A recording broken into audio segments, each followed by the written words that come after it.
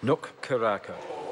E mi atu kia koe e te manga e te whare. E huri no te whare, tēnā koutou katoa. Ai e te manga e te whare, I'm pleased to take a call in support of the Māori Purposes Bill. Sir, this bill is an omnibus bill which amends the Māori Purposes Act 1991 and the Māori Trust Board's Traditional Provisions Order 2012.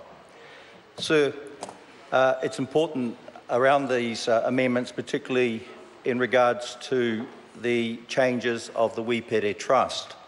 Mr Speaker, to understand what this bill is about, we need to go back to 1899 and the establishment of the Wīpere Trust.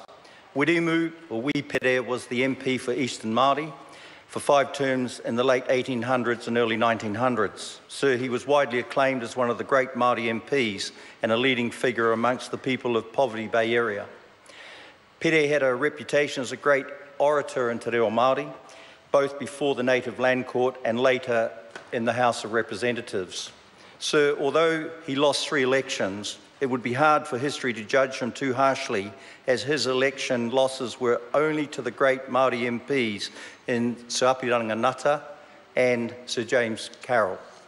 Sir, partway through his time in Parliament, Wīpere was forced to set up the Wīpere Trust to ensure a legacy was left to his descendants. The trust has long been incorporated in legislation, becoming a statutory trust under the Māori Purposes Act 1938. While the trust has these legislative protections, it does operate as a private business in a commercial environment and in fact operates quite successfully. The trust, sir, has business activities in the agribusiness sector, citrus fruit sector, vineyards, and I understand, sir, they're looking at possible mining activities in the future. I'm not sure, sir, of the latest figures. Well, I am now, actually, because I heard the Minister quote one. But it's interesting, sir, in 2003, the trust assets were in excess of 35 million. And now, with a new figure in 2013, it's 66 million. So obviously, sir, a trust that is doing very, very well in this economic climate. So the payments to beneficiaries include a per share beneficial interest, age grants for those over 60, tangi grants and limited education scholarships. The Trust also contributes to the maintenance of Rongopai Marae at Waituhi, which was established, sir, by Wīpere's son, Moana Roa. Sir, these changes to the governing legislation will put the Trust in a better position to operate more effectively in the commercial environment of today and without the Crown's involvement. The Minister, sir, has already talked about the various changes, so I do not intend to go into the proposed changes in detail.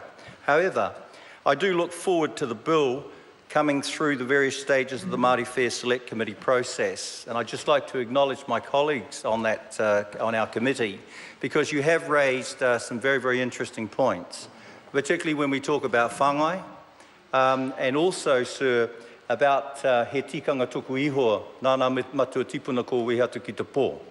And it's the tikanga that has been laid down, sir, by those of our tipuna that have passed into the long night. So, sir, it will be a very interesting discussion, I'm sure, but we will find our way through as we usually do. But, sir, there's one thing is that, to me, is that Wīpere was a visionary, right back in 1899. And so what he actually left and what he put together was a structure that he believed that only the best people to be trustees and the beneficiaries need to be separated and apart. It's interesting, sir, when we talk about incorporations, when we talk about trusts in today's world, I think of the Mawhera Incorporation on Te Taupōtini, and I think about the Rakaia Incorporation as well, where they still have those very strict laws about about whāngai and about bloodlines actually inheriting those shareholdings. So we're looking forward to that, sir. But I think the key message of this bill is that we want to see the Wīpere Trust operating in an autonomous way, free of some of the constraints that it currently has. We don't see any need for ongoing ministerial involvement in the affairs, I believe, of the Trust, and this bill, sir, will maintain key protections, because that is what's important as well, for Māori land that currently, or key protections for Māori land that currently exists. But, sir, will give the Trust the flexibility and autonomy that it should have to operate as a successful commercial entity. E te mana whakawā, I have no hesitation but to commend this bill to the House. Kia ora. Before I invite the next member to speak, I've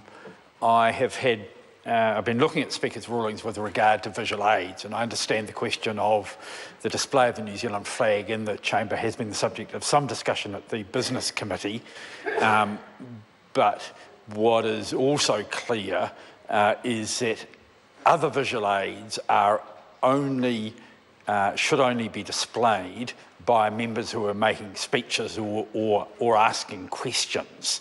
Now, there are some other visual aids currently being displayed in the House, and before I call Matera Ture, can I ask that they be removed? It may be that staff have to remove the one from Mr. Seymour's bench. Or,